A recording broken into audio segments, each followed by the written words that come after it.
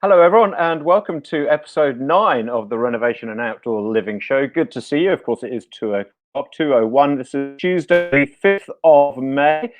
And of course, this new online series tackling all things renovation and landscaping, from colours to design to materials to best practices, from where to start to how to plan to who to call to what to read. This is all about hearing from the experts so we can learn better how to transform our properties. And as you know, we're doing this on Facebook because then anyone and everyone can have a say straight away, or drop us a question, make a comment or an observation, enter our prize draws, etc. And either we can talk about it during the show, or we can pass your comments and your questions on to the teams at Refresh Renovations and Zones Landscaping. Ali, nice to see you. You're first in. In fact, you came to us with a comment before we'd even started. Your comment is, it is two little icons. It's a glass of milk and a thumbs up. So you're saying you're enjoying your milk, or could that be Bailey's? Who knows? Anyway, good to see you all. Please just say hello if you want to at any stage. No, to today's show.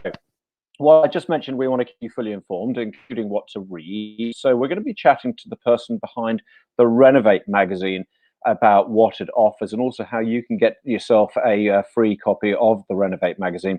We're going to do that fairly shortly. First, though, we're going to be talking buying and selling real estate. Why? Well, because for a huge number of us, renovation and landscaping aren't just about creating amazing, ideal, perfect spaces for us to live in. They're also about increasing the value of our biggest asset, of course, being our home. And I think it wouldn't be too many people who would be thinking of the two together when they take on a renovations project. So who better to help us with this than, well, we're going to be talking to a husband and wife team, Nick and Philly Lars, who both with Ray White, Remuera, that's in Auckland, and they sell properties in the two suburbs of Remuera and Ellerslie. Philly is also, and this I wonder, we're going to talk to them I'll ask them this very shortly about how useful that is, because Philly, by background, is an interior designer and home stager. The two of them have renovated their own homes on two different sides of the world, so they're talking very much from experience here, and they join us now, hopefully from their living room. Hello, Nick and Philly. How are you going? Nice to see you this afternoon. All good? Fantastic. Yeah. Afternoon, Roland. It's nice to it's going well.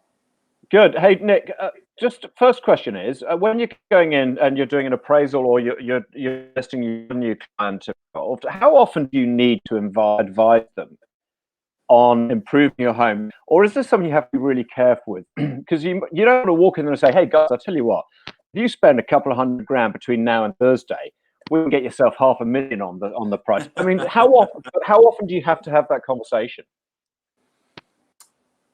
About 80% of the time, Roland, there's always some degree of improvement or tweak that could be made, and obviously that's on a sliding scale from a large renovation where you're doing kitchens and bathrooms and landscaping, all the way through to just reworking sometimes potentially what they've got, what's already in place. The key thing to work out is, from the agent's perspective, is who are the target market, like who's actually going to come and buy the property. And does the owner feel ready to detach themselves personally from the home and focus on the end consumer? That's always quite a tricky one to gauge. And how often do they actually listen to you? Because they probably know you're going to give them good advice, but I mean, for a lot of people, renovation it's a big thing. If you say, "Hey, I'll tell you what, if you could just somehow change this one bathroom," then there's nothing which the potential customer isn't going to love about this place. So, do they listen most of the time? Yes, I mean, you've always got to back any advice up with some great case studies, but also call in the experts early, because part of the fear of doing the renovations is they don't want any cowboy builders. So if you can work with a good team like Refresh or Zones, that really helps. Just smooth the process out, reduce the fear, because at the end of the day, everybody wants to try and get the best sale price for their home. So you're giving them the best advice and the right contacts and explaining the process very clearly is paramount to helping them move through and get the best price. Philly, this must be your background, as I mentioned, interior design. It must be hugely helpful, is it not, when you're talking to clients and you can actually say to them, you know what, you could very simply do 2 or 3 things, little projects here to make a massive difference. I mean, do people buy into that? They get the added value that you're able to bring? Yeah, absolutely. And I think from a personal level for us too, having bought and sold quite a few properties of our own too, we really get into the psyche of actually how much is too much or too little, just finding that sweet spot when you're in a hurry or you're on a budget and the end goal is to sell a property, just making sure that you're getting that balance with it. So I think definitely from a personal, from experience, I bring that. I don't want people to be stressed about it or to go over with what they have to do or need to do to get a good result or a good reaction. Philly, what are the key things which you need to know if you're looking at doing a renovation of any sort before you sell? What are the key messages, the secrets?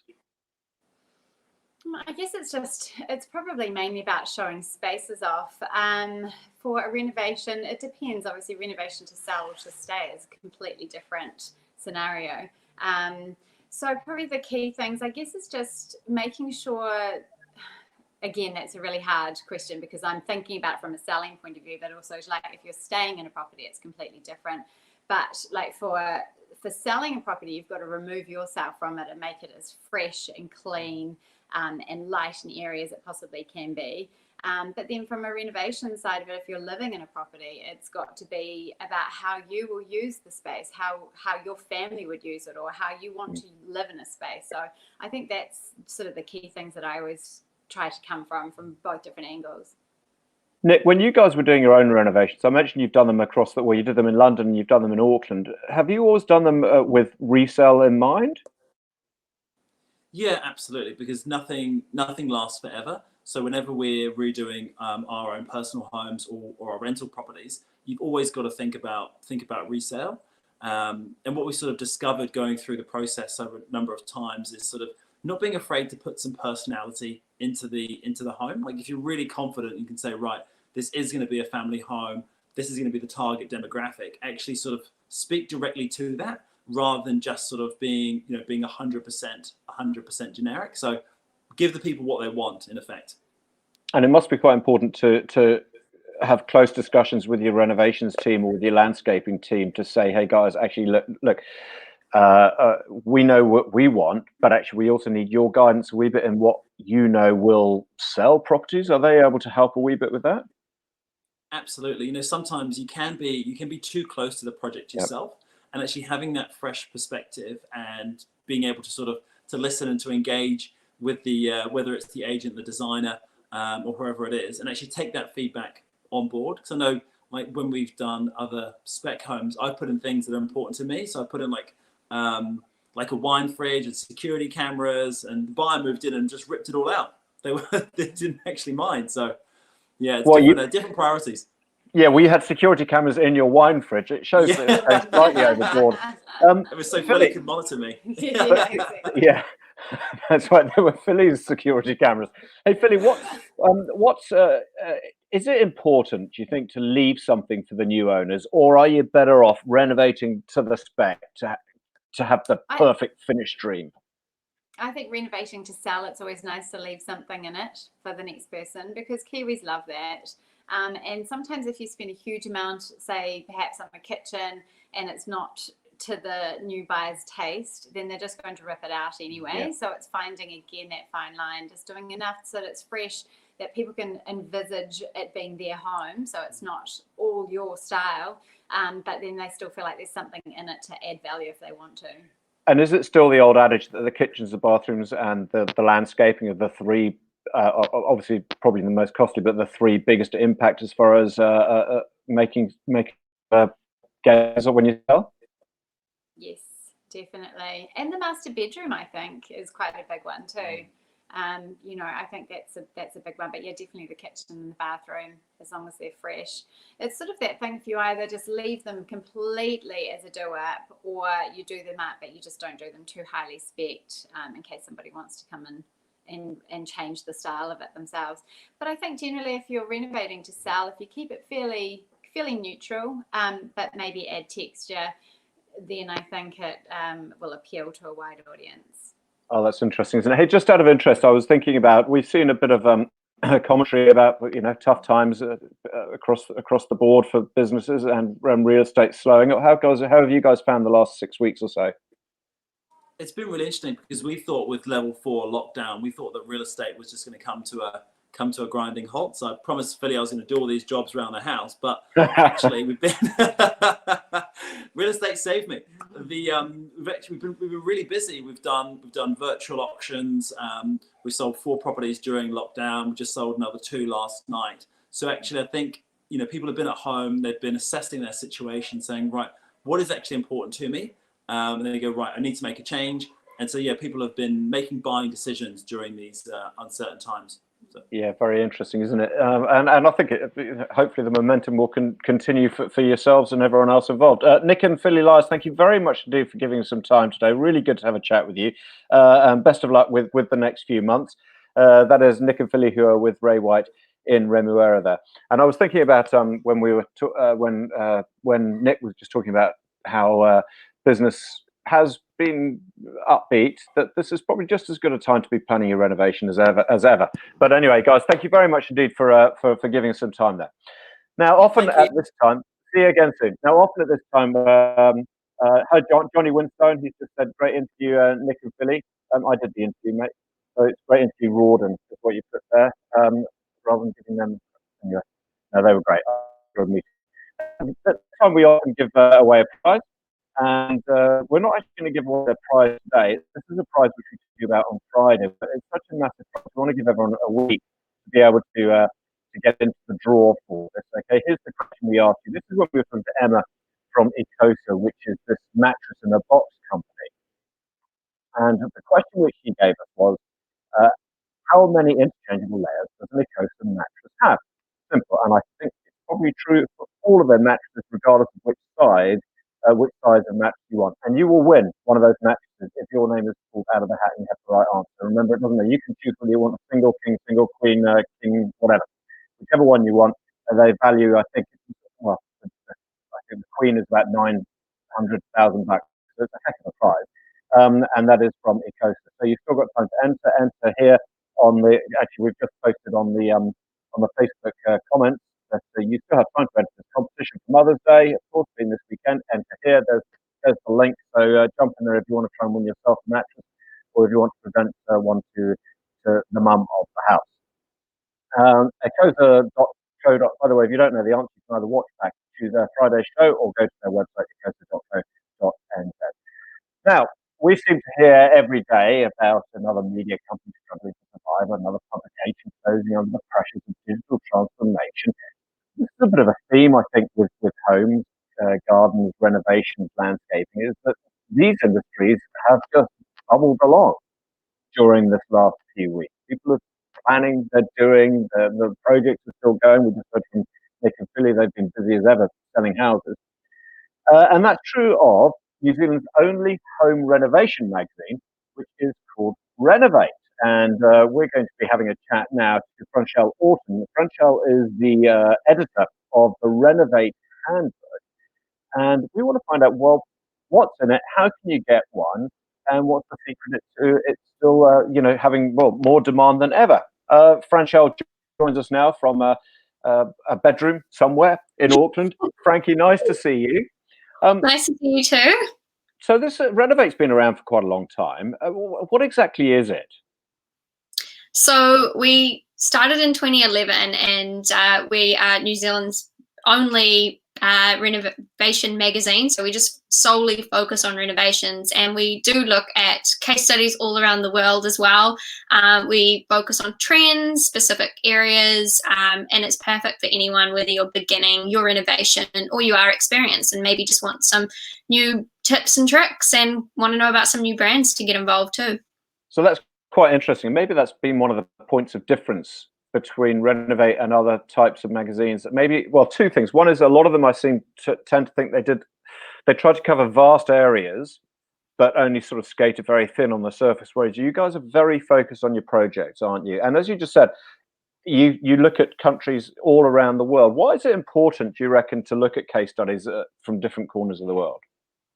I think it gives us more credibility as we're looking at trends everywhere. We're not just focusing on New Zealand, because we are available in New Zealand, Australia, the UK and the US through our brand partners, Refresh Renovations and Zones Landscaping. So I I think it is really important that we do take note of projects happening everywhere, because there could be something we could learn and we could bring them into our renovations, whether that's in New Zealand or any other country.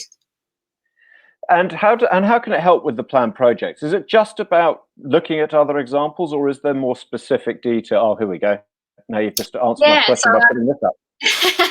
So for issue 30, which is our most recent issue, we've got a handbook edition. So this was a really popular special edition that we did, and we brought it back with new information, with plenty of tips in there. So we start looking into planning your renovation. So pre-renovation stuff. So whether that's how to plan, should you do DIY, or should you engage a specialist? And if you are to engage like a project manager or a renovations company, what do you need to know about choosing the right company? These are all really good questions that people will ask, because there's so many out there. But like Nick was saying earlier, you know, they don't want to just get like some random builder that's just a cowboy and then something happens. So we want to, make them trust the process of it all and kind of explore their options as well. So that's one aspect of where we look into. Yeah. Oh, you should out them. You should have a page of cowboys you want to avoid. May not. I don't know if the directors would be that keen on the lawsuits which may follow. So, what about things like the interior? I mean, obviously, something I've learned in these last 4 or 5 weeks doing this is that so much about the planning is about the detail, the sort of the interior design which goes into it. How much of the Renovate handbook looks at that rather than the overall project? So we also go into kitchens as well. So kitchens and bathrooms we know are some of the most popular renovations. So we take you through the kitchen side of things. So we look at trends with kitchens, maybe cost, break it down. So what would be budget, mid-range, high-end. We've got checklists as well. We talk a little bit about design, the kitchen triangle, different aspects you should consider. So that's when we focus on the kitchens. And then we go into bathrooms as well. So we look at en-suites, laundries even, and again, some trends within the bathroom area. Do you need a bath? Do you not? Just looking at different things like that. And then we go further into the home. So we look particularly at like lighting, heating, cooling, everything there. And I think the key thing with Renovate is we look at the cost side of things as well, because everyone's going to ask, oh, how much does that cost? And it's quite hard to know that unless you're actually going out there and you're exploring your options. So we kind of break it down. We don't put an absolute like price on it saying this is exactly how much it's going to cost, because we are global as well. So we've got to cater for all countries. But we do look at, like I said, budget, mid-range, high-end. So a budget bathroom or a budget area lighting, whatever it is, may look at something else, and then high end will look at luxury. So we definitely do break it down. And then most importantly, we look at the exterior as well, because people are looking at how they can have an extra room in their home, and that's usually taking it outside. So whether that's outdoor kitchens, pools, spa areas, maybe it's just like choosing a good lawn or a garden or a veggie garden, anything like that. We definitely look at the outside area. So that's kind of the main parts that we look at. Other things that we are interested in as well is more the home automation side. Definitely what's kind of trending more in the home space as well, because everything is changing very rapidly.